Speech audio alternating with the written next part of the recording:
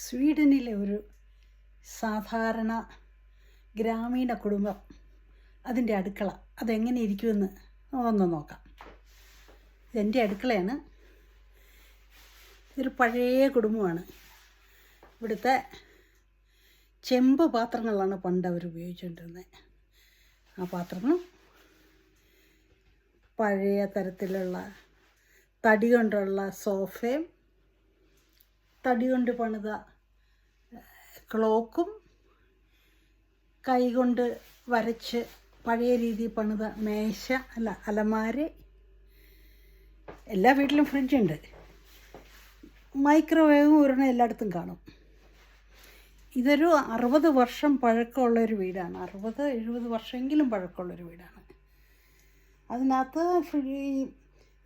Oven മാത്രം ഞാനൊന്ന് മാറ്റിയിട്ടുണ്ട്. ബാക്കിയൊക്കെ അതിവിടെ ഇരിക്കുക. ചില സാധനങ്ങൾ ഇതുപോലെ ഒരു എയർ ഫ്രയറും അങ്ങനെ ചെറിയ ചെറിയ സാധനങ്ങൾ ഞാൻ നിർബന്ധിച്ച് വഴക്കൂടി വാങ്ങിപ്പിച്ചിട്ടുണ്ട്. അതല്ലെങ്കിൽ ഇത് ഒരു പഴയ കുടുംബത്തിൻ്റെ കസേരകൾ കണ്ട കസേരകൾ ഒക്കെ പെയിൻറ്റ് ചെയ്ത കസേരകളാണ്. അതിൽ ഉള്ള പാറ്റേണുകൾ പൂക്കളുടെ പാറ്റേൺ. കർട്ടന് നോക്കിയാലും കാണാം. റബാർബറും ബ്ലൂബെറിയും ഒക്കെയാണ് അവരുടെ പാറ്റേണുകൾ.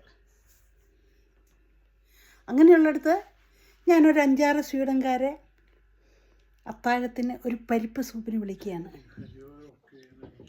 What Swedish people do, they talk about witches in their god, in their house, I mean, in such old cow houses. Daniel. Alltså det är Daniel. Ja. Han är inte pensionär. Nej, han är ung.